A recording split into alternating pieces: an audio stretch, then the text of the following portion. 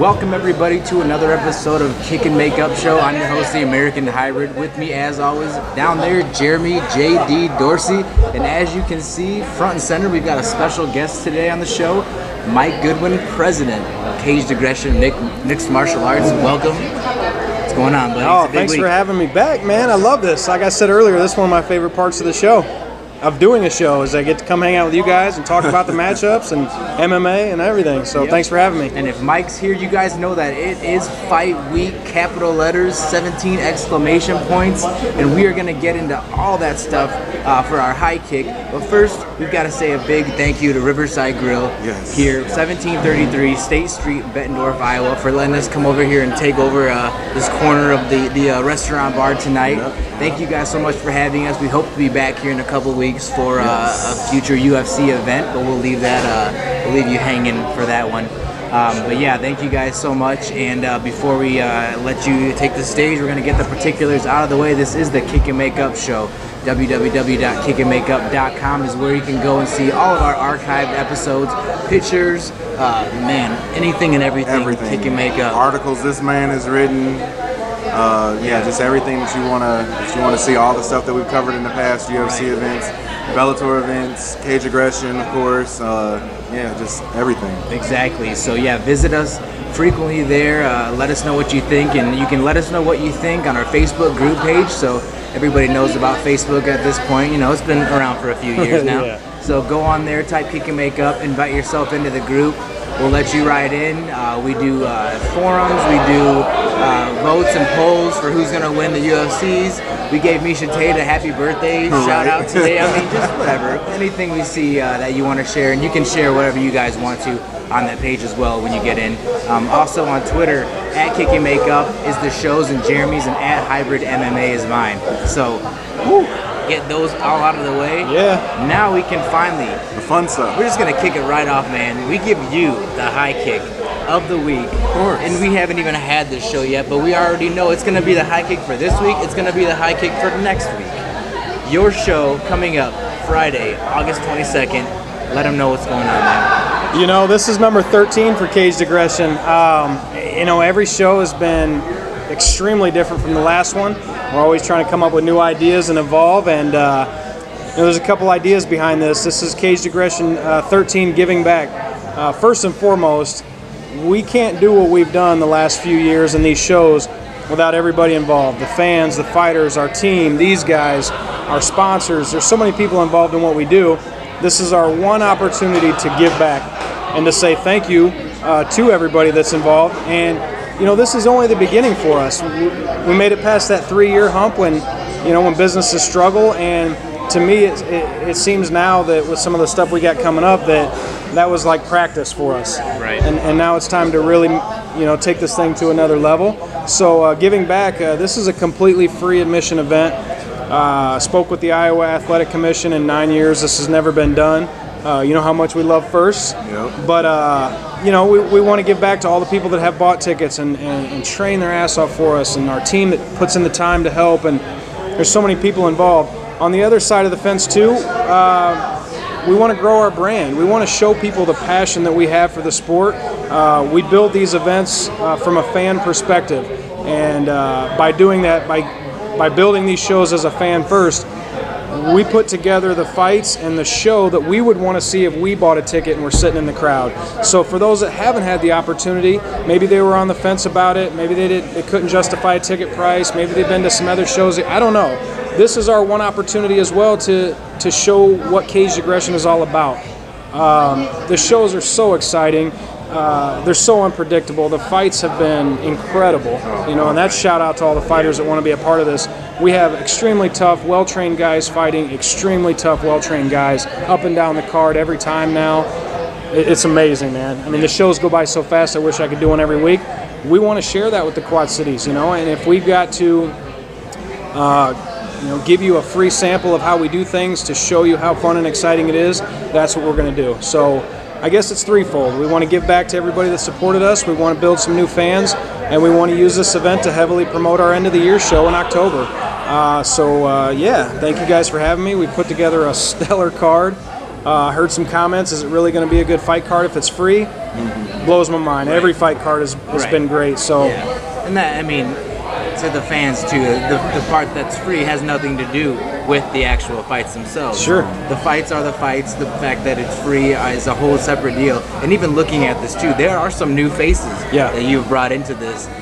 We've been with you, from day one. So we've seen some times where the fighters that nobody knows have come in and they have dominated the fighters that have 50, 100 people there that night. Not to say that anything's gonna happen this night because we don't know. But that's sometimes that's the theme of the night, the new faces, and that's just another notch to you and a tip of the hat to you of saying that you're still going out and you're getting these new faces, bringing them in, and giving the fans some new faces to see, which is awesome, man. You can't ask for more than that as a fan. We are going to let you too kind of take the wheel here and tell us, a little bit about each fight and why you had that, and then we'll see what happens this Friday.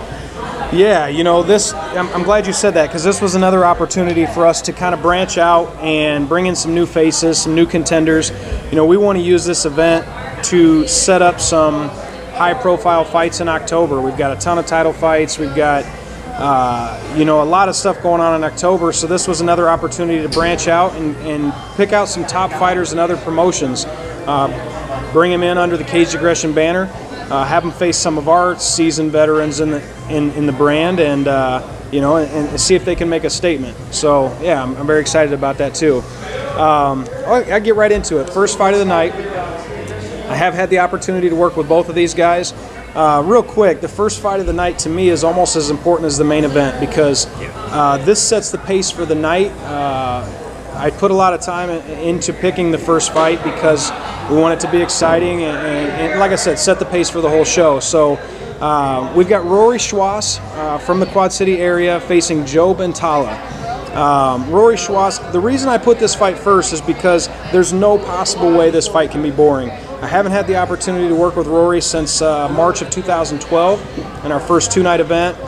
He faced Robert Reed, and you want to talk about heart and resilience. Yeah. I mean, this guy, I never seen so many submission attempts, and he has the heart of a lion. He took a lot of shots, and he stayed in there, and it was just a phenomenal fight. So I brought in Joe Bentala, who faced DeMarco Teague in March. DeMarco has a style of his own, and he will grind you out. He's 4-0, and I think that kind of threw Joe off a little bit. And it's refocused Joe, and it's refocused Rory. It's going to bring these guys to another level. You've got, Rory, they call him Gumby. Phenomenal on the ground, huge heart, very resilient. And then you got the heavy-handed Joe Bentala, who in his very first fight knocked a guy out, I think, in 10 seconds. Extremely powerful, up from Dubuque, Team No Limit. Cole Williams, a lot of those guys we've worked with up there too. The fight can't be boring. You know what I mean? Right. It's your typical stand-up versus ground, but they're both well-rounded in both areas. So I expect fireworks right out of the gate. Great first card too. Rory actually got fight of the night for that night. That's right. Robert went on to win the belt. Yep. So for his first time out, to have him kick off this fight, he did so much with that fight. So he's only been improving, only getting better. So that's a great fight to start the night off. And just one more reason why matchmaking is something you're getting quite good at, my man. Thank you. That's probably my favorite part of it is putting fights together and watching them unfold. We'll get into our second fight of the night, the Burks. Burke twins are no stranger to Caged Aggression, to Quad City Mixed Martial Arts, and they're expanding and they're fighting all over. These kids have been training, since they were like 15 years old. They live and breathe it every single day. They train, whether it's just the two of them in the gym, they're putting in the time. Phenomenal on the ground. So what I wanted to do was bring in another challenge for them, because one thing about the Burks is they will not say no to anybody, which can not always be a good thing, but I put together a fight here that, of course, like all of them, either guy can win. We're going to have Kevin Burke this time facing Ryan Houston. Ryan Houston, I just had the opportunity to watch him fight in Peoria. His mentor is Joe Pearson, the Triangular Strangler. It's kind of twofold because Joe's going to be fighting for our bantamweight professional title in October. So it just made perfect sense to bring one of his, proteges into the cage for the August show. And Ryan Houston is a big 125er. Very, very well-rounded as well for this being this early in his career. You know, and like I've told Kevin many times, if you allow yourself mentally to know how good you are, man, sky's the limit for these kids. Right. I mean, they're phenomenal. They'll sneak in a submission that nobody saw coming, and that's what I look for in this fight. I look for it to, you know, for them to come out, stand and bang. You know, they're 125ers, so the little guys, they love to come out exciting. You always talk about it commentating. Yeah.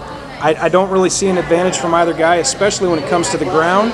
This is a pretty unpredictable fight. I'm excited to have them both, and yeah, we'll see what happens. It's been great to see both Burke brothers too mature in the cage with Great each point. fight. Being started so young and just coming up to, you can see them with more composure, more technical, where, you know, 2 years ago it was 125 pounds throwing caution to the wind, which you couldn't even, it looks like somebody was fast forwarding the fight sometimes, and now it's nice to see him settle down a little bit.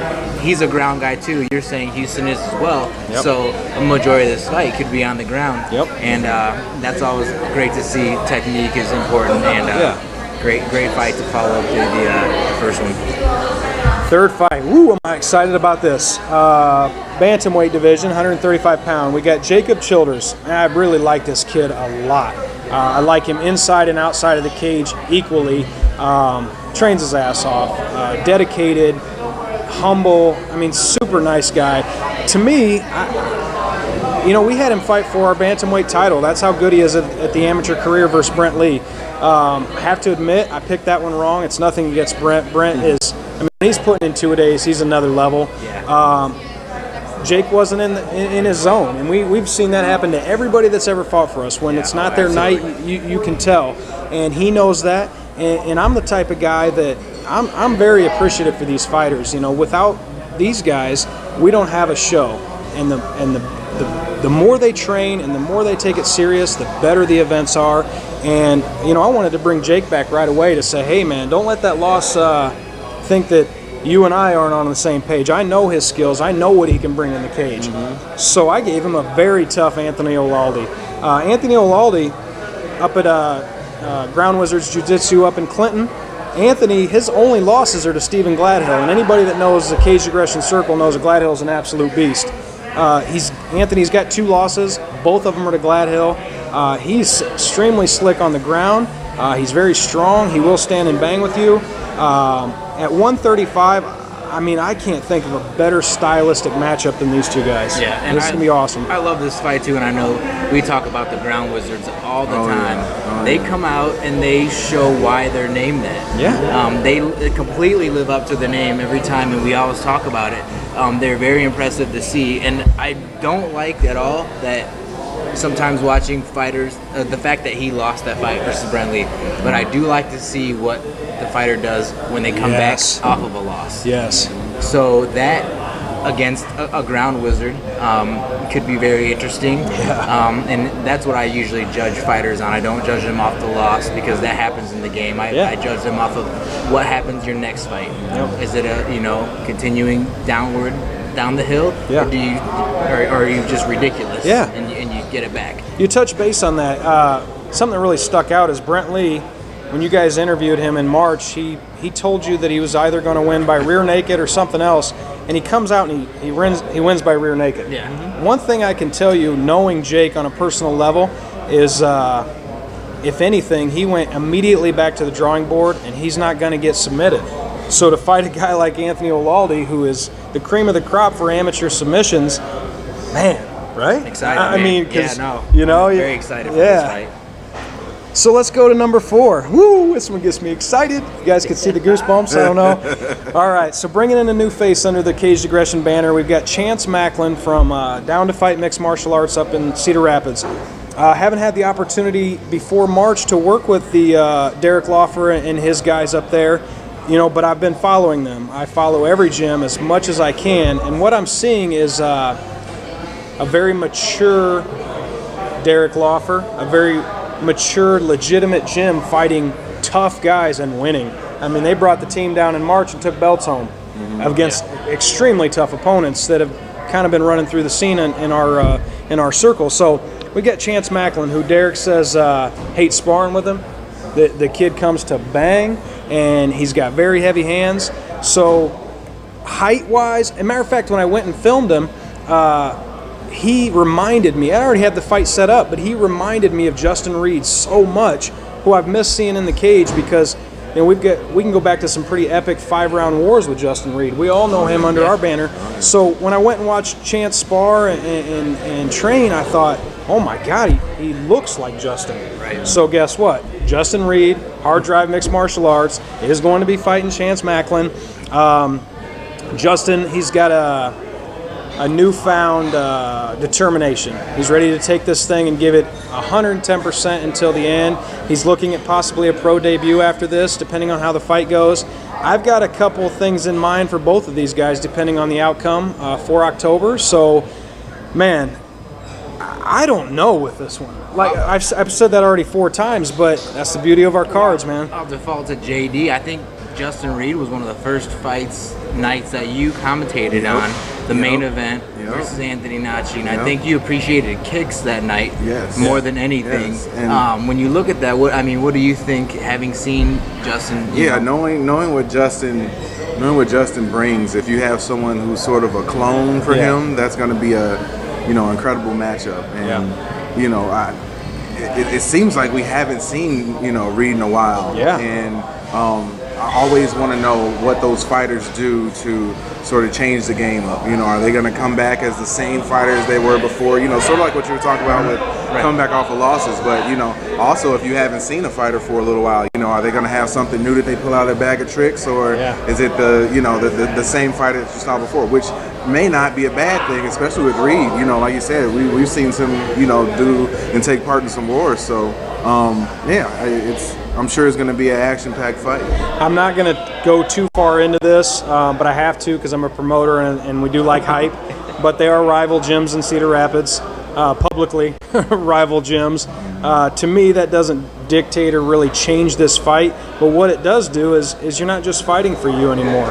When you've got a rivalry like that, you're fighting for your team as well. Right. You don't want to disappoint your friends and family or yourself, but when your team is really pushing for you on a fight, it gives that extra motivation. Like Bruce Allen, our referee, said one time, there's something about the way we present these guys in our show that brings another level out of them. Yeah. And he sees that fire in their eyes. So anything we can do to get them extra motivated and bring all they got, that's what we're going to do. So I love this fight. And I think part of that is because there isn't really any expense that's spared when it comes to bringing these fights and putting on the show. If you decide to walk into a venue and there's no lights, there's no walkout music, there's no smoke, and you just walk into there, I would imagine that I wouldn't be as excited as I would be if I'm coming down this to my favorite song, lights flash and smoke everywhere. The crowd is standing up cheering, and I mean, why wouldn't you be ready to put on the best fight that you can? So it makes sense in that way. Caged Aggression is becoming known, which I absolutely love, for preparing amateurs for the professional level with their matchups and their presentation and their production.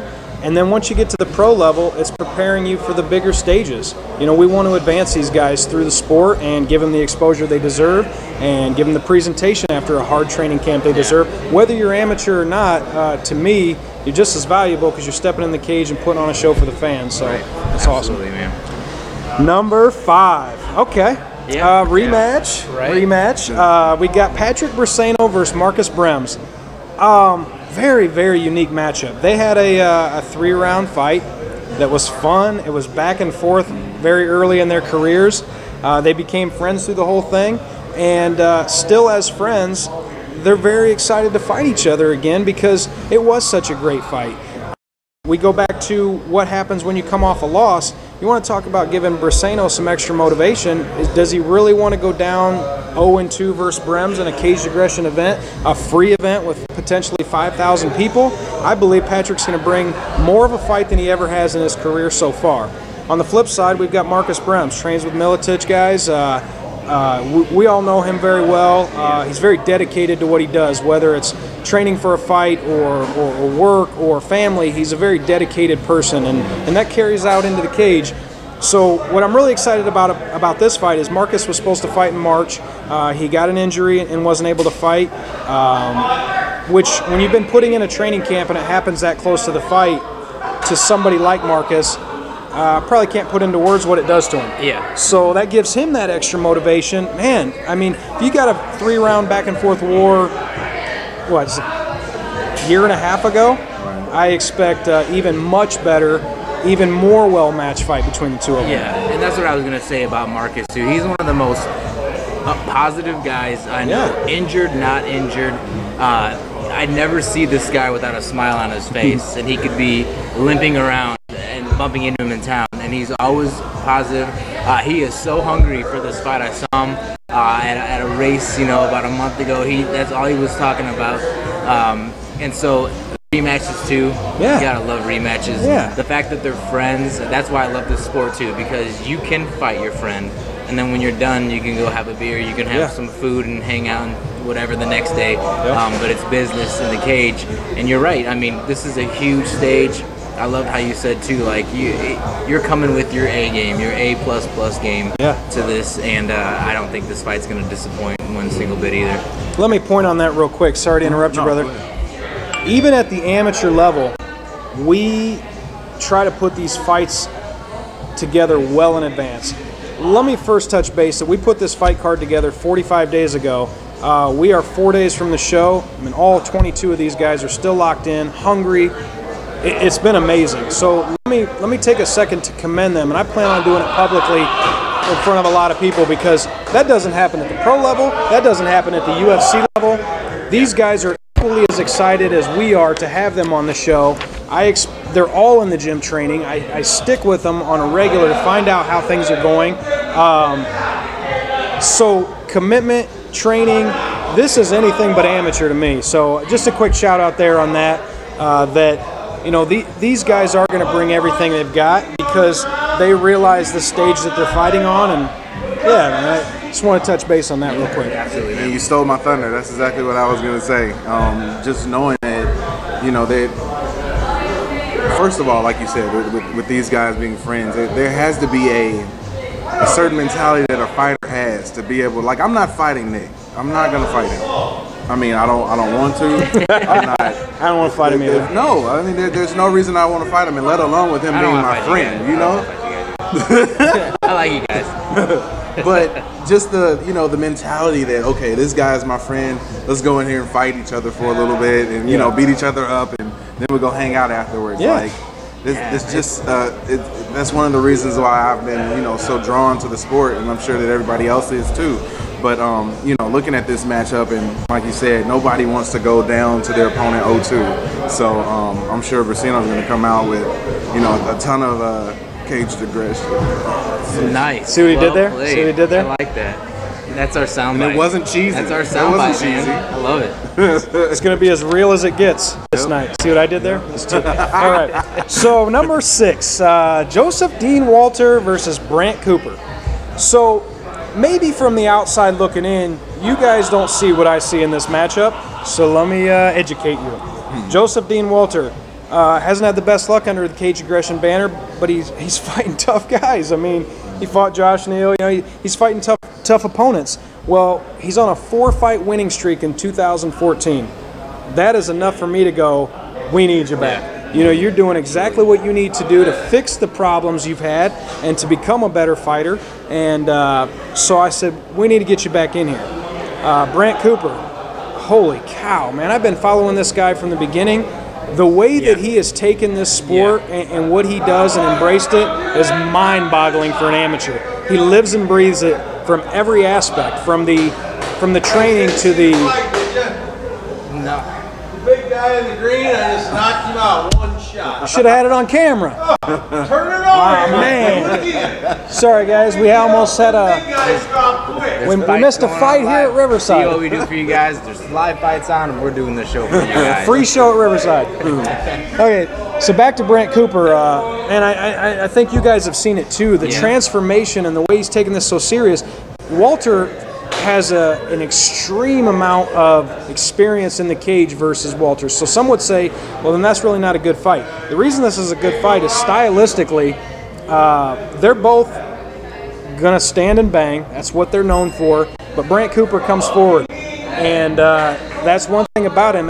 when you come forward early in your amateur career, that's dangerous. But as you evolve and become better, that becomes dangerous to your opponent. And he's going to come at Walter. Now, Walter's won his last 4 fights by submission. Brant knows that. He's done the research. I believe stylistically, strength, height, everything about this fight is so spot on that I have absolutely no idea the outcome. Yeah, and I just want to give a huge shout out to Brant Cooper. He's a huge supporter of Kick and Make Up. Yes. Anything we do with MMA, and you stole my thunder too, as I follow him and see what's going on at an amateur level. He said something the other day that said, you know, he posts pictures of himself in shape and top-notch shape. Yeah. And he said, you know, abs are made in the kitchen. I think fights are made in the kitchen because anybody can go in and they can train and they can spar and all that. It's the ones that give up the crap food and the ones that do the extra cardio and the ones that, you know, have, this is a portion size of chicken right here in your palm, and I'm sure he's eating less than that. And oatmeal for breakfast and blah blah blah. So this guy's doing things outside the box, and I think it's those fighters that you have to be scared of. It's not the one hit wonders. It's the ones that are doing everything on the outside. And so I'm very impressed lately, and we know Joseph Walter too, and so yeah, very excited for this fight too. And if you don't know them before, you will after. Definitely. And I mean, all that being said, there's still a strong possibility that Walter comes in and submits Cooper. Absolutely. Like, I mean, it's just it's the amazing, you know, matchmaking that you put together, where you have these guys where you have some of the guys where their styles match up, and you have a fight like this where their styles are, you know, completely opposite of each other. So you know, I'm sure it's going to be a great fight.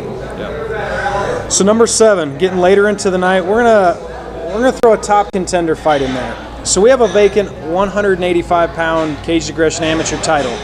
I don't like vacant belts. I want great title fights and put that around somebody's waist so that we have champions up and down the board, whether it's pro or amateur. I'm going to start with Jeremiah Nelson.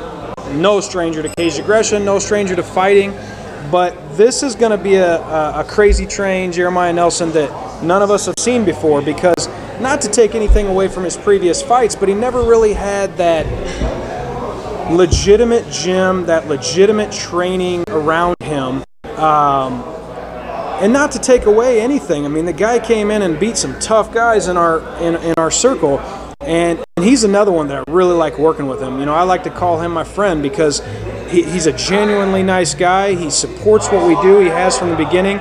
But let's get into the meat and potatoes. This guy's had a ton of fights. Normally, I would not put a guy with a ton of fights versus a guy with only a couple fights, which I'll get to. There's good reason for this. Jeremiah is now at a point where he's got a legitimate camp behind him, pushing him, training him.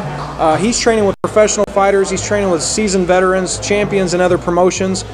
That's a Jeremiah Nelson that I need to see because he's a fighter. He's a guy that grew up training in a garage, you know, used to call himself Redneck Combat Sports. He's just a guy that loves to fight. Right. When you put a guy like that who will fight anybody anytime and then put some training behind him, that's a scary dude. Yeah. So he's a current Extreme Challenge champion, defending champion. So it is rightfully so that he comes in and has a top contender fight, and I want the winner of this fight to fight for our belt in October. So he's going to be facing a guy named Travis Nelson. Travis Nelson only has 2 fights in the sport. So like I said earlier, to put him versus a guy with all this experience typically would not be a well match or a fair thing, but hopefully everybody knows by now I don't want anything but up and down the card fair fights. So Travis Nelson, he's training up in Dubuque with all these guys that have, you know, we've showcased. Stellar gym, stellar group of guys.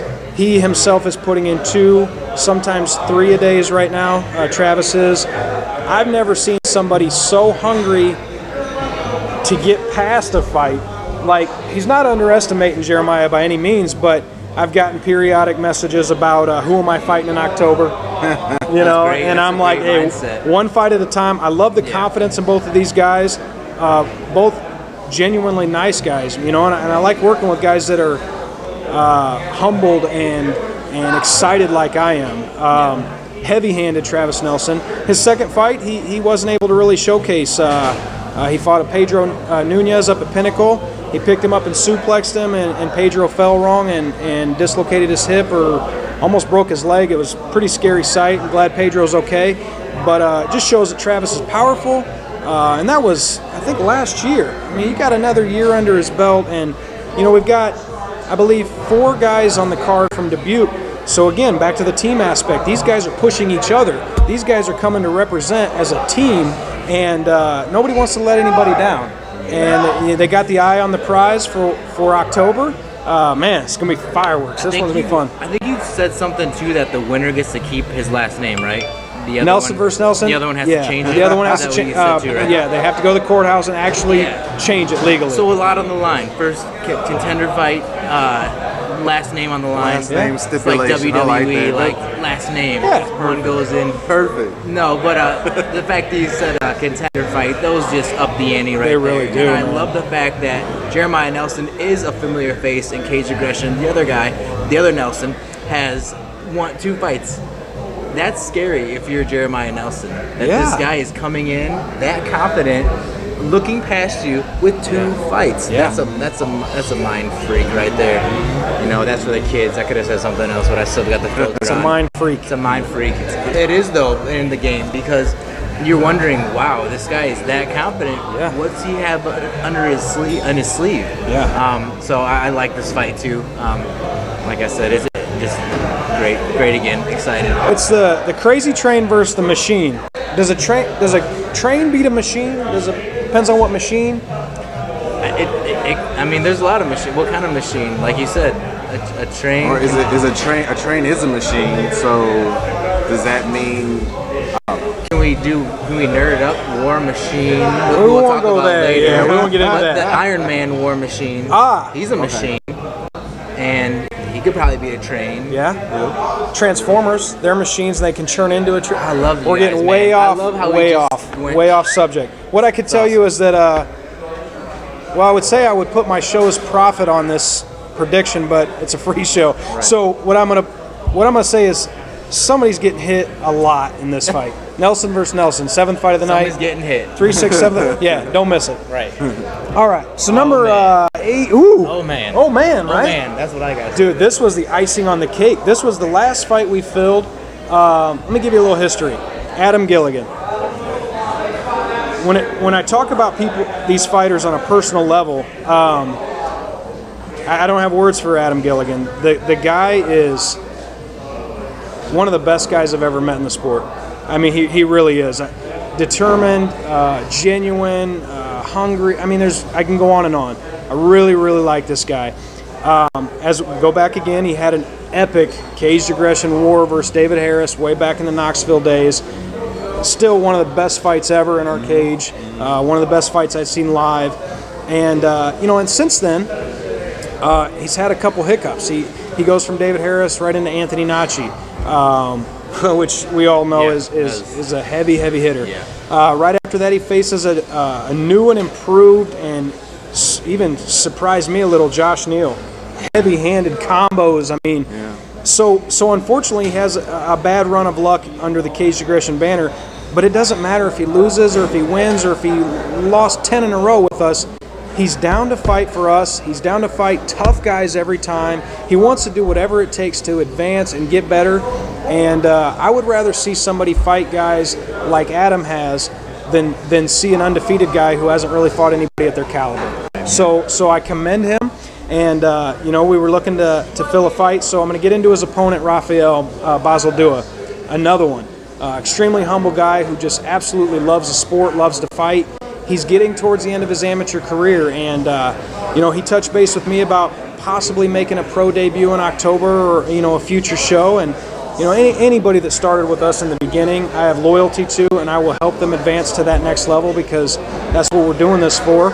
And this to me couldn't have worked out better because they both had a bad string of luck in March. Adam lost to Josh Neal, and Rafael had an absolute phenomenal 5-round title fight versus Luke, which coin toss. I mean, some say Rafael won. Some, you go back and you watch the fight like I have many times. There's points where I'm like, but I think Luke just just did just enough, especially in the later rounds, to pull that off. So Rafael's coming off a big win in St. Louis. Proud of him, big main event win. And this is two guys that have some sense of like appreciation and loyalty to Caged Aggression, and I have that back with them. And they both had unfortunate losses in March. So our very next show, let's put them together and see where these guys really are. I mean, Rafael's had some losses in our show and some great wins. Same thing with, Adam has not had a chance to win under our banner. But as far as a stylistic matchup, this to me really shows what's next for both of these guys. Yeah. I love this fight. I love this fight too, and even watching both of these guys, the styles are so different. Yeah. You've got long and lean. You've got the wrestler takedown style. Strong. Right. Both have great striking skills. Yeah. But they're different striking skills. I have no idea. We've watched both of them. They both can end things very quickly. It can be every round decision. So I go into this one. I know I'm going to enjoy it. I have absolutely no idea who's going to win this one. I know. I can't even give you a prediction. Adam's kicks, his Muay Thai is outstanding. And if I had to pick one thing that maybe gave the edge to Luke versus Rafael was his kicks. They were really powerful. They were at the right times. They connected.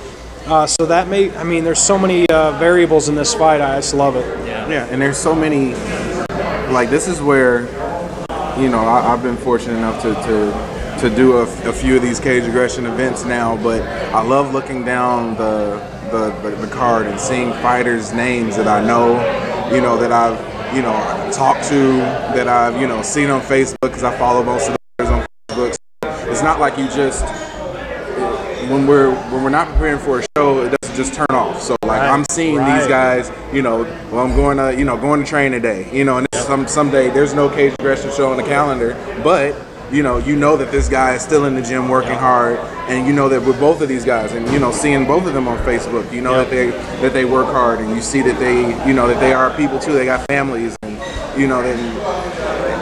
that's one of the reasons that I really enjoy doing stuff like this, and just knowing the background of both of these guys and have seen them fight a few times. It's going to be a great matchup, and like you said, with the styles and knowing how long Gilligan is he going to be able to take advantage of that? And that's one of the things that I've sort of questioned in the past, and you see him get into the cage, and you look at his height and you just say, when is he going to be able to use that height to his advantage? And he hasn't been able to do that all the time, but man, once he puts it together, I know it's going to be incredible to see. So I'm really wondering, is this going to be the fight where that happens?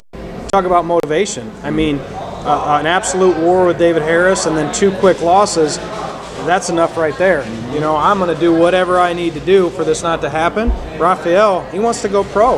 Right. And I hate to say that this fight dictates that, because it really doesn't, but at the end of the day, it really does show me what's next for these guys. Yeah. And then one more thing too, thinking about Rafael, and how you said that he went out of town and fought in St. Louis, and if there's one thing that I know, that a lot of promoters, when they get fighters that aren't local, it's so that those local guys can get a win. So when you go out of town and you are able to get a win, you really have to do a great job. Main event too. Right. Main event. Yeah, I'm sure they're not wanting to send their hometown fighter away with a loss. Yeah.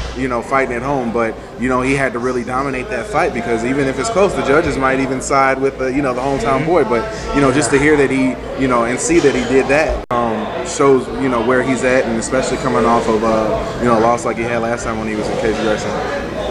That kind of leads into our next fight when you talk about going to somebody's hometown and local tickets and all that jazz.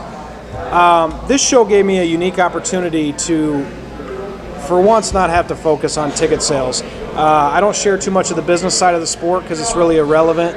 But one thing about the sport is that our shows cost a lot of money with all the things involved and the commissions and the taxes and everything. So the fans power our events. Without the fans, we can't have shows, and we do have to depend on local fighters selling tickets to pay for the show. With that being said, it does prevent me sometimes from being able to bring in a lot of fresh faces for each show, because you got to have a certain amount of ticket sales. Right. this was an opportunity where I was able to put together a 170-pound, which I love that division, a 170-pound top contender fight with two extremely tough guys that have never fought for us before. The winner of this fight will come back in October and fight for our Caged Aggression title. I'm going to start with Chase Bennett, another one of the Down to Fight mixed martial arts guys. Trains with Chance Macklin, Devin Jackson, Chris Lane, Derek Lawfer, obviously some seasoned vets. Chase Bennett, all I keep hearing is how dangerous he is. The guy is one of those fighters that just happen to really enjoy MMA. That's scary, okay? So why not give him an opponent that is also other promotion champion, Bobby Downs from Monmouth. I've been wanting to work with him for a long time. I believe 7-1, 8-1, maybe 8-0. A very impressive record. Again, a fighter that happened to fall in love with MMA. I've got two fighters here that got into the sport, embraced it, and trained their asses off. They're physical specimens for being amateur. They train their ass off. They come to fight, and they're both excited to debut under our banner and to get a contender shot right away. I see their posts, it's about contender, 10 days, 8 days, top contender. And anybody that's excited like that, I'm excited to see because, again, it brings it up to another level that, hey, if I can get through this equally tough opponent, I'm going to come back in an even bigger show in 7 weeks, and I'm going to fight for the belt. In our belts, I take pride in making guys earn their titles, whether it's amateur or pro, and then when they get those titles, they have a hell of a time keeping them because my job is to get those taken away from them. So, this one, there's a little bit of uncertainty because I've seen him fight outside of our show, but never with the added pressure of 5,000 people, the presentation, the top contender. Man, flip a coin and don't blink on this one because these guys are going to bang. Well, we talk about berserker mode with debuts into the sport. There's also the berserker mode with debuts into a promotion, which we've got here.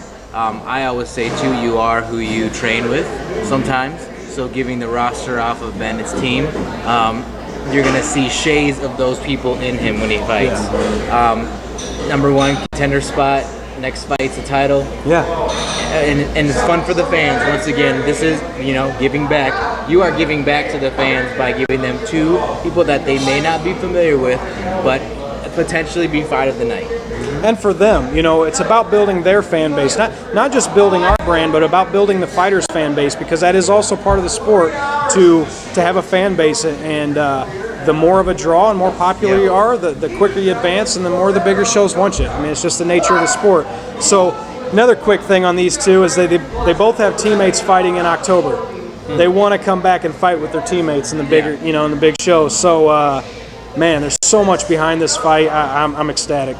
And I'm sure you can speak to that, Nick, with when you have those, when you're at the gym and you're training for a fight, and you also have, partners, teammates who are training for a fight, and I'm sure it takes it up to a whole different level. Yeah, I mean, we talked about that time, the last time with the Militich team that had, 8-9 guys on the card. That must have been the most ridiculously awesome camp in comparison to maybe when there was 2-3 guys in the fight. It adds a different level. Everybody's at their top level, at their top peak, and peaking at the right time at the same time. It does something that you're never going to get if you don't have guys, if you're the only one on the card or something like that. And so, there's this recipe. I mean, that's awesome, man. Real quick before we get into the co-main event, that brings a good point. We have 13 different gyms on this card.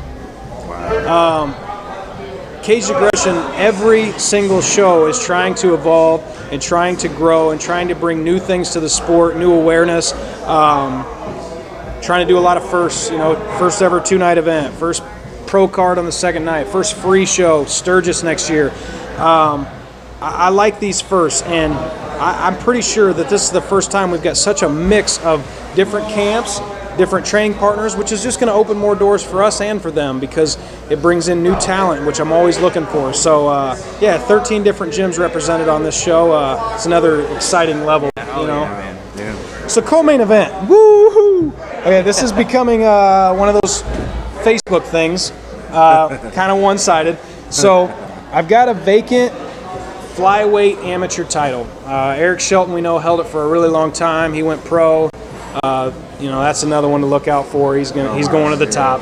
So we got a vacant flyweight title, 125 pound. I like the small guys. They come out to bang. I'm going to start with Andrew Boosie.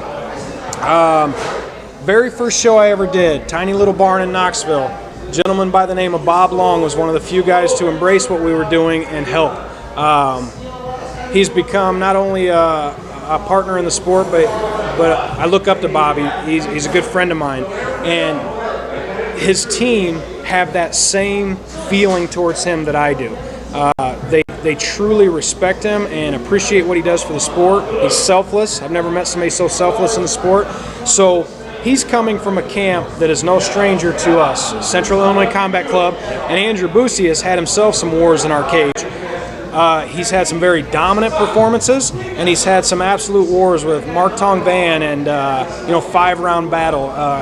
Eric Shelton. He submitted Eric Shelton. Yeah. I mean, Andrew Boosie is phenomenal. In and out of the cage. Great kid. Love working with him. He told me, recently that he's got a new mental state that has him really focused. And I'm thinking to myself, what have I been watching for the last 3 years? Because that's a hell of an Andrew Boosie. Right. So if you're reinvigorated, refocused, and something's happened, man, I can't even wait to see him. To me, he's more than worthy to get right back at a title shot. He held the title at one point. It's vacant. I couldn't think of a better person to give that opportunity to, but he's going to have to fight for it. So we've got a kid named Nick McLean making a debut. Typically, we don't have debut fighters under our banner fighting for a title right away. Nick McLean is one fight away from going pro. He is 13-3 as an amateur. He's fought, all the tough flyweights, at the amateur level. He's got multiple belts and multiple promotions. I'm more than welcoming legitimate promotion title holders coming in and fighting for ours, 100%. So he's a talker. I'm gonna point that out to him. He texts me on the regular, sends me messages, sends Boosie his own personal messages. He's hungry, man, and you know what I've learned by talking to Bob and watching some previous fights and doing some research on him. He's not just a talker. He's not one of those guys that talks to overcompensate the skill or what he's going to do in the cage. He's both. So the only advantage I can see in this fight is Andrew Boosie is not a 125er. He's a 115. He's fully clothed and eats a value meal on the way to weigh-ins just to make 125, and he still doesn't even make 25. So McLean definitely has the size advantage on him. He's cutting down. I mean, this one right here, what McLean has to understand, though, is that you're not going to walk through Andrew Boosie. Nobody has, nobody will. Andrew will give everything he's got. Because I haven't had the chance to work with Nick, I can't really say what way I think this is going to go. What I expect, it's a 5-round fight. I expect 5 rounds of fighting. Yeah. You know what I mean? Unless one of these guys sneaks a submission in or something, Boosie doesn't get knocked out. McLean doesn't get knocked out. They're just going to bang, and it's going to be a worthy title fight, which is exactly what we look for in our shows. Yeah, and what stands out to me, too, is we've seen Boosie, and we're on the same thing, too. We haven't seen Nick before. We've seen Boosie. And long gone are the days where you don't watch tape of your opponent and you just go in there and fight. So he's had to have seen Boosie and studied up on him. Sure. And for him to be still sending him messages and still calling him out and walking the walk and talking the talk is enough to pull me in and be more interested in the fight than maybe I would have been naturally. So, and the fact that it's co-main event too, the crowd's going to be amped and ready to go at that point to a level where we may not have seen yet for Caged Aggression. I know, right? So, it's going to be awesome. Man, the energy is going to be ridiculous. Boosie's had the energy around him before. Nick has maybe had that in other promotions, but maybe not in Caged Aggression yet, so that's always fun to see. Just a lot of elements that I'm excited for. Just a quick little history, too. I won't it's not a spoiler alert. I'm not going to say names or whatever, but what I will tell you is how I connected with Nick was I get a random message asking if one of our pro flyweight fighters was the current champion. I said yes, and Nick said he wants to fight for us. He wants one more amateur belt, and if he wins, he wants to call out this professional and make his professional debut against this guy. I'm not going to say any names, Showtime, but that's some pretty big shoes to fill. So I always tell these guys, one fight at a time. And you've got your hands full if you think you're running through Andrew Boosie to step up to Eric Shelton. That's some rarefied air to be calling out. It just adds another piece of the story. Like, I want to see this fight now. Yes. I mean, I didn't want to really put it out there like that, but it's all right. But at the end of the day, like I said, he's not just a talker. Pro Elite came to the Quad Cities a while back. McLean fought on there. He's a seasoned veteran that is ready to go pro.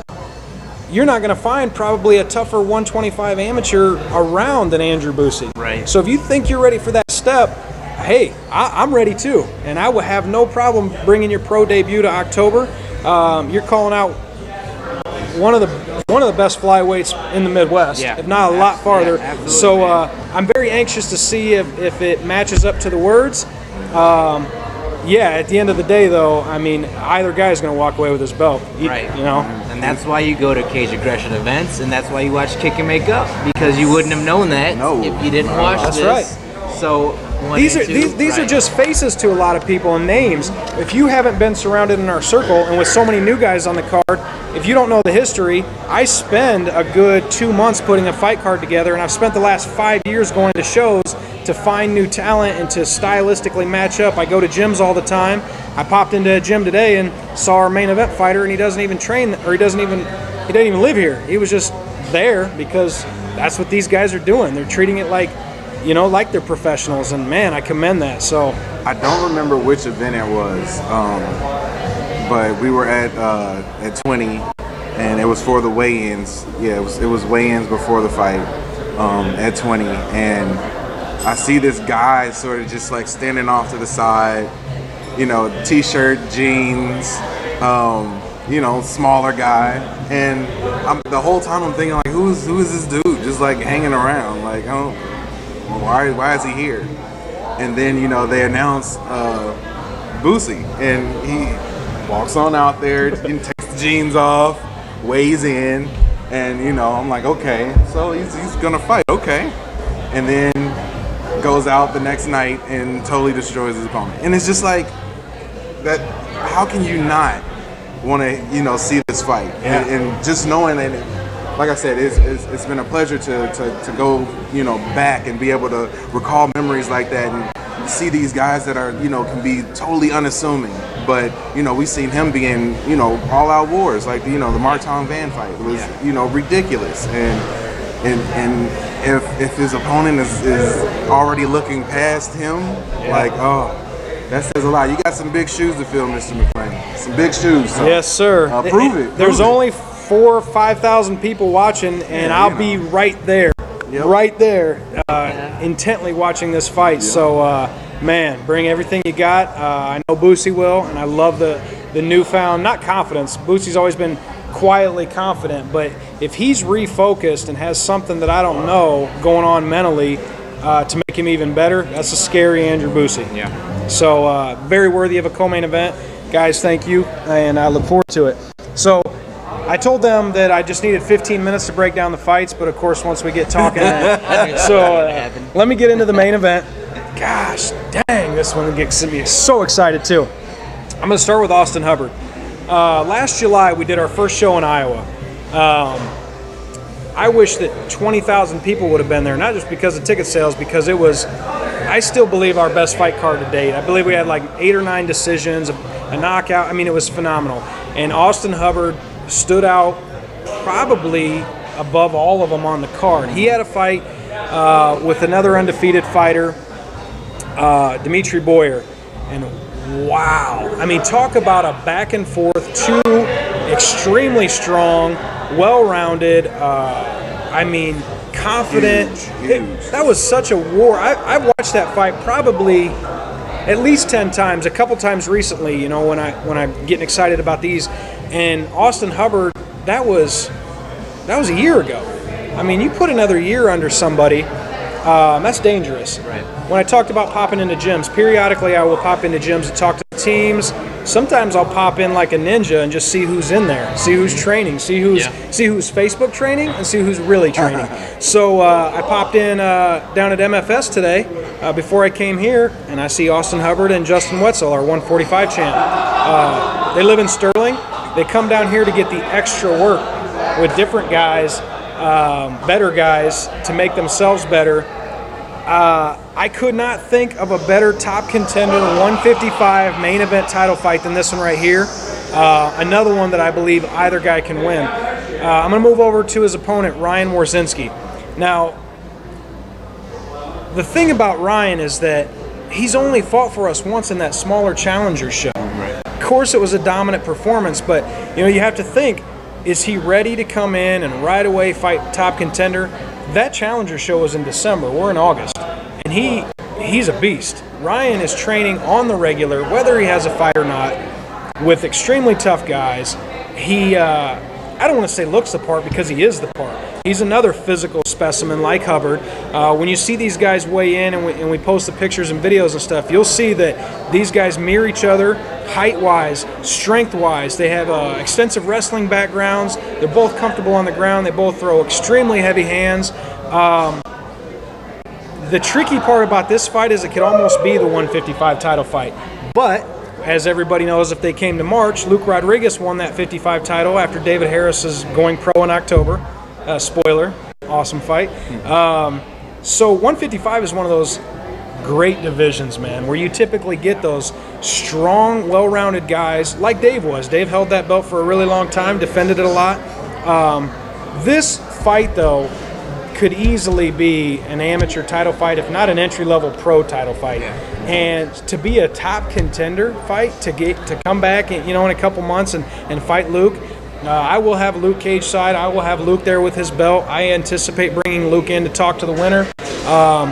Luke, you got to pay attention, man, because these guys are animals. And you showed me something that I was doubting, but you showed me a whole different Luke Rodriguez last show. Yeah. And so, man, whoever wins this fight facing Luke, I don't want to get all the way into talking about October's fights, but holy cow. Man, you know us in our main events. I always say we've gotten lucky. We haven't gotten lucky. We're picking the right guys that embrace this thing and that treat it like it should be and that train like they should be. And I expect nothing less than another epic main event, Caged Aggression style. I know you were thinking the same thing. Right now I know what you're thinking. We gave Austin Hubbard the unofficial cage side nickname Thud because he hit so hard. Yes. We did see a little bit from Ryan at the challengers, and that whole card, like you said, was ridiculous. Yeah. It was, I mean, you knew it was going to be good, but it was surprisingly good in the nicest way to say. Just exceeded everything you thought going into it. The fact I'm already in October too after that whole spiel. I see either one of these guys, and like you said too, there's something special about the Caged Aggression main events. Yeah. That you leave excited for the next one. Yeah. And this one undoubtedly is going to do that again. Yeah. Yeah, and just knowing that, you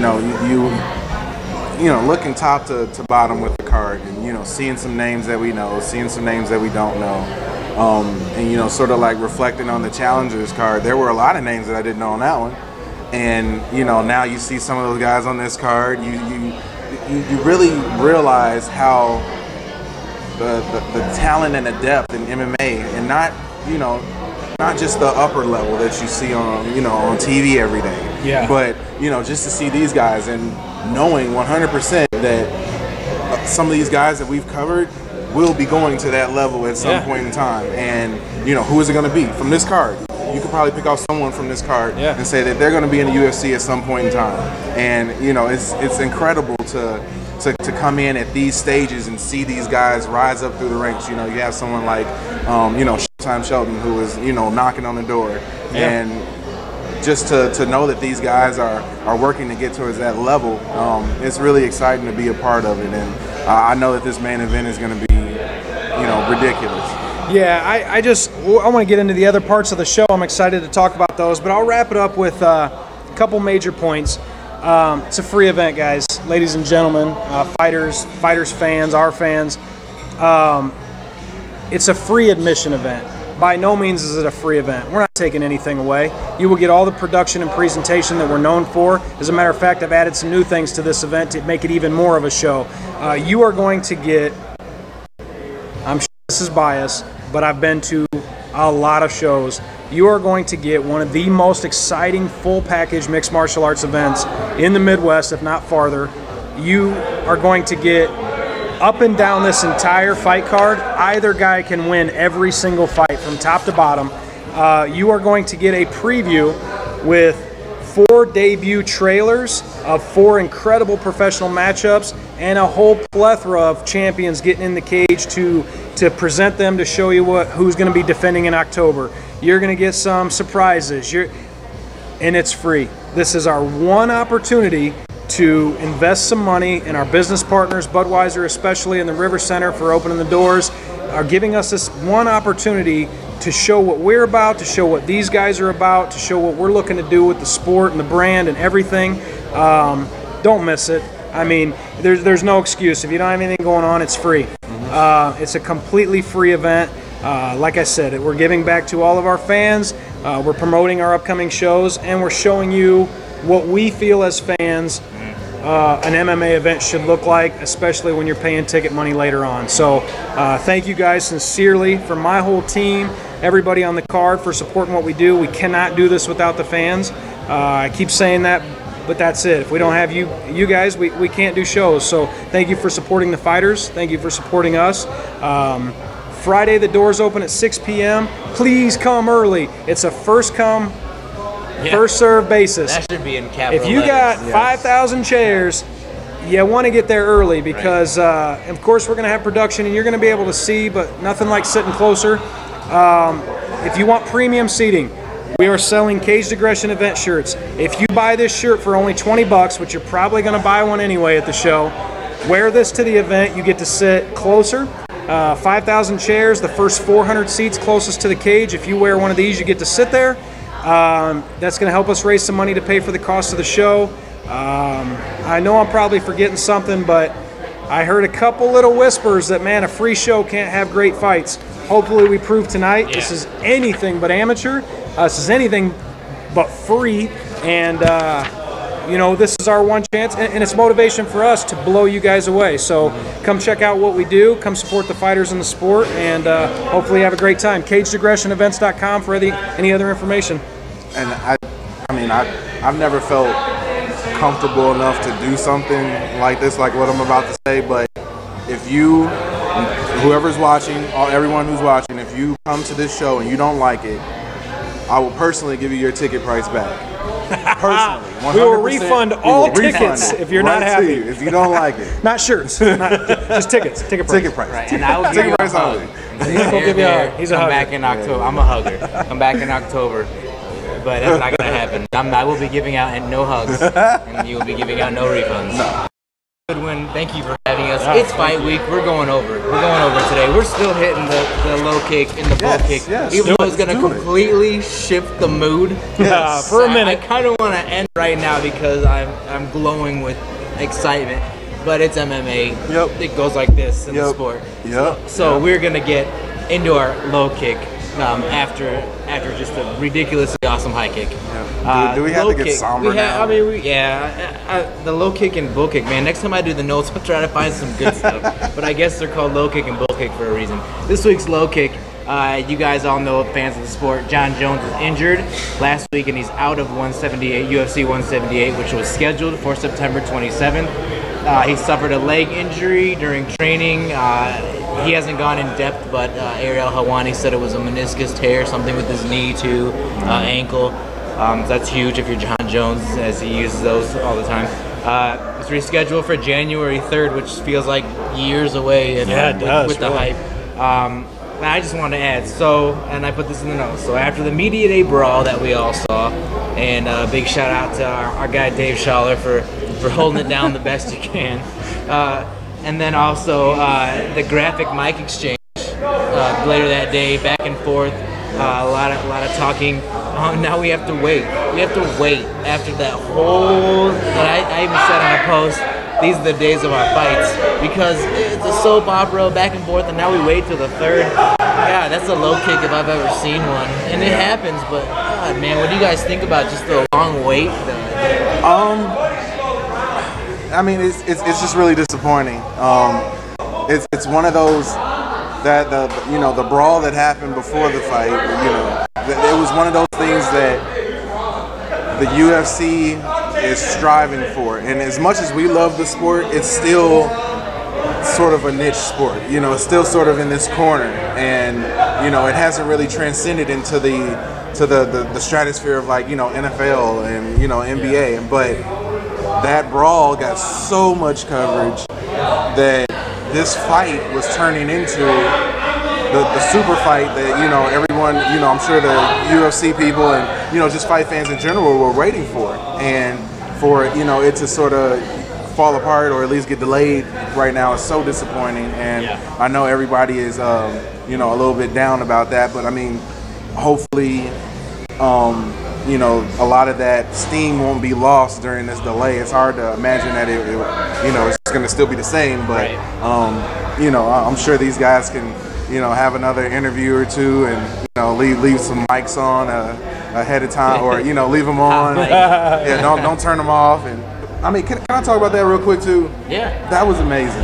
That was amazing. And just to because the way it happened for me was I saw the ESPN, the actual Sports Center clip. Like I watched it live and saw them talking, and I heard Cormier saying like, you're such an asshole, and he was using other words that I probably shouldn't repeat, but he was calling different names and stuff, and he was saying that these people don't even know the real you, and I was like, well, what is he doing? Jones is talking, and he's real humble and speaking in a soft voice, and you're just like, what's Cormier talking about?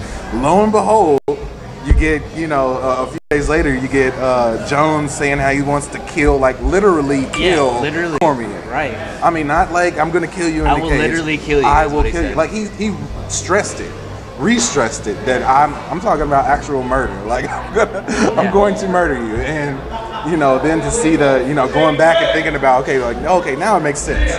Now it makes sense. But it really had set up a big time fight. So I hope that they'll be able to keep some of that momentum and steam before once we have to wait all the way till January for it. I'm twofold on it. Okay, so I'm going to go to the fan side. The fan side loved it. I loved the fight at the square off, and I loved the behind the scenes when they thought the mics were off. As a fan, because clearly it worked. Nobody's talking about Jones rematch now. They're all talking about Cormier. Yeah. Because of what happened in the media. So I loved it. MMA fans, educated MMA fans loved it. What I loved about that, the mics being off, is that no matter how real reality TV is, it's never real when you have a camera in front of your face, because there's a camera in front of your face.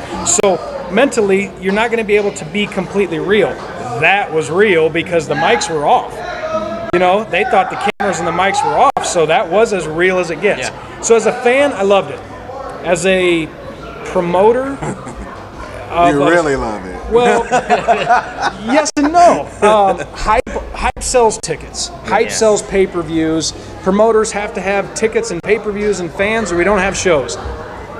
From a guy that's still in the infancy in our promotion, and I'm trying to educate new fans on the sport, not fighting, not I'll kill you. That part's tough, because that doesn't do anything good to get new fans. All that does is make the people that aren't educated about the sport say, see, that's not good. Yeah. That's on ESPN, blah, blah, blah. On the flip side, it's funny because we talked earlier about debuting some matchups in October. When I sent out the message and the itinerary for the show, I put on there, I like hype, but no matter what you do, don't touch each other during the square-off, because we're going to have 5,000 people there, a lot of new fans and a lot of children, and we're trying to show the sport side and educate fans to grow the sport. So with that being said, I don't like that, because that's by no means showing the sport. Right. So I'm torn on that. Yeah. And in the card, you know, January 3rd seems far away. I joke about it a long time. We'll get there sooner than later. The card itself is stellar.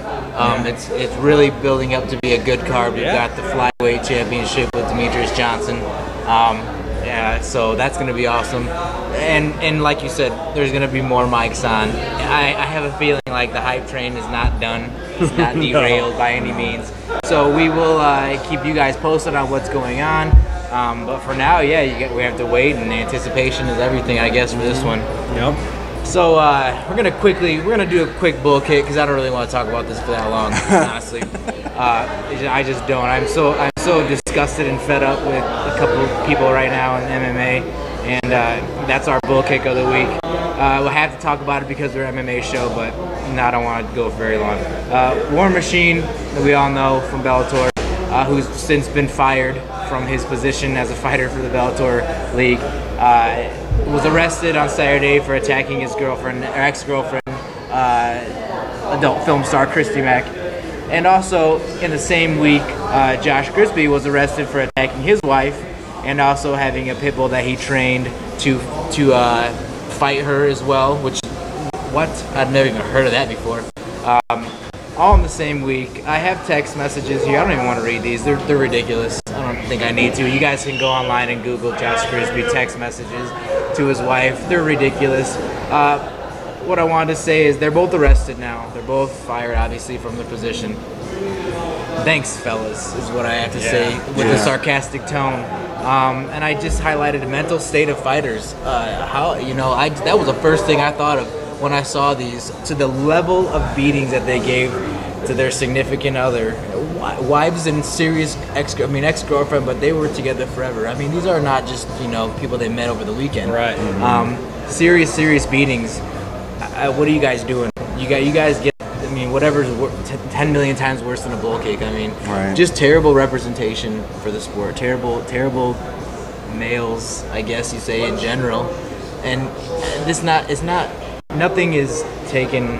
You're not ever supposed to hit your other significant other ever. You're definitely not ever supposed to go to this extreme. I don't know what to say about it. Yeah, and especially once the pictures came out of Christy Mack, and it was just like you can read one thing that he attacked her, but then once you saw the pictures, and he ridiculously beat her. Like an MMA fight. Yes. Leg kicks. I know me and Nick were, we were talking about it at work one day, and, she had like huge bruises on her thighs. Yeah. And, he was saying, well, he probably got her down and started kicking her. And it's just like if you were fighting a man. I know, we all know the bruises, the thigh bruises. You know what those look like. Yep. So, what did you think when you saw this? Oh, it just touched base on what we left off on the low kick. Well, let me back it up. Even at the amateur level, I'm trying to educate these fighters on the whole package of being a mixed martial artist. It's not just what you do in the gym and in the cage. To make it to that next level, to make this a career, you must have fans. You must build a fan base. And you know what? Anybody that's on TV or a celebrity of some sort getting paid to be what they are, you're a role model. You got to remember these kids, man. They look up to you, and they could be the next generation for our sport. Yeah. So, first and foremost, pathetic representation. What happens is, and I'm gonna even take fault of this. When I don't understand something and I'm not educated about something, sometimes I'm not open to it. Right. And that's my own fault because I'm not educated. We are still, even though MMA is blown up, we are still in a sport that has a lot of, I don't even use the word haters anymore. They're not haters, they're just people that aren't educated about the sport, so they don't even give it a chance because it's fighting. They don't take the time to open their mind and to learn the sport because they don't care, they're uneducated. So you're going to give those type of people, our potential new fans, the ammunition that they're looking for to go, look, MMA fighters beat women. Yeah. Okay? I know, I've sat with some MMA fighters that that sat and cried with me about their girls, about a girlfriend breaking up with them, about their fiance and them having problems, and they're right before their fight coming up. And, you know, sometimes girlfriends and fiancés and wives don't really support fighters in their careers, and, you know, and I'm there to help them through that. And we're all human beings. Right. Because you chose fighting, I have seen domestic violence in every professional sport out there. Yeah. I've seen giant brawls at hockey games. So because a fight breaks out at an MMA show, or because an MMA fighter gets arrested for some form of crime, that's not MMA, ladies and gentlemen. That's not our sport. Right. But they have to understand, and all of our fighters, that be careful what you put out there. Be careful what you do publicly, because, you know, especially the guys we work with, I believe that they all have potential to be something great in this sport. So treat it like a sport. You know, evolve and grow and mature with the sport, so we can grow together as a sport. And that took us 1,000 miles backwards. Right. So, and I can't sum it up any better than you just did too. You guys want to comment on what you thought of it, how it hit you? I mean, this is a more serious side of MMA than we usually do on our show. So definitely let us know what you thought of it, and what we can do about this, because it's very dissettling, disturbing, all the words you can think of. Yeah. And I hope these guys get some serious help for whatever's going on with them, and that people don't judge the sport based on these two guys' actions. Exactly. And we keep moving forward. So we'll leave that at the BullKick, and try to get back excited like we were for upcoming next week's show. Results from Caged Aggression XIII. We're gonna have a lot of them. And this weekend, this is like ginormous fight week. So we've got your event on Friday. We've got a double header for UFC on Saturday. Fight Night China, main event, number 8 ranked middleweight Michael Bisping versus Kung Lee. If Kung Lee wins this, he's in top 10. Yeah. That's just what happens, right? Yeah. Bisping's the gatekeeper. Yeah, absolutely, man. That's on Fight Pass. The co-main event, Tyron Woodley and Dong Yeon Kim, awesome too. Yeah. Woodley's right there, right behind Lawler and Brown. He's just right there, close. Yep. So if he can win this one, I feel like he's right in the mix right there with everybody else going on right now in that division. I think that's. Sorry to interrupt. No, man. Just thinking. I mean, I really think that that's the best division in. It is right now. In MMA right now. It's like deep, that, man. Oh my God. Yeah. You can go 14, 15 deep. Yeah. You know, and really see quality fighters in that division. Let alone the cream of the crop at the top. Like those. Oh, that rhymes. Those guys could really, you know, any of those guys could win at any point in time. And if you had to call or try to predict a matchup between any of those guys, it'd be a total toss-up. Right.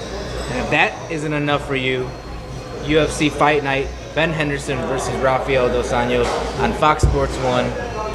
And then Sunday, just rest. Sunday, what do we got? Week 4 preseason. It's a little football, a little rest. I'm going to try to go up to a show in Cedar Rapids. Got some guys in October competing, and always looking for new talent, new prospects, new contenders. So depending on how Friday goes, I'm going to try to get up there Saturday. Hey, how many times this Friday are you going to say, big shot? How many times are you going to say that when you're commentating? I anticipate a lot. Yeah, a lot. Over and over and over and over again. So I like Berserker mode too. I want to get that in a couple times. Oh, if any fighters want to predict how they're going to win their fight, talk to the commentators. Oh, yeah. Because if you win that way, that's pretty creepy. That's pretty awesome. Yeah. And if you guys want to do, I mean, we can even go farther. Go on the Facebook page, Kick and Make Up, predict your own fight. Everybody else watching, predict the fights you want to get in. We'll have things up all week long. Like, once again, Kick and Make Up. Join the group, get in on the action. Hit us up at Twitter at Kick and Make Up. Is Jeremy's on the shows at Hybrid MMA is mine. KickandMakeUp.com. CagedAggressionsEvent.com. Free. Fight this Friday. Fight week. One chance, free. That's it, man. This was a fantastic show, man. Yes, I agree. Caged Aggression Mixed Martial Arts President Mike Goodwin. Hey, thank you guys, man. It's awesome. As always. Love it. Gets better and better every time. Oh, yes, it does. American Hybrid, Nick Cunningham, Jeremy, J.D. Dorsey. Remember, don't solve it in the streets. Take it to the cage. Kick and Make Up.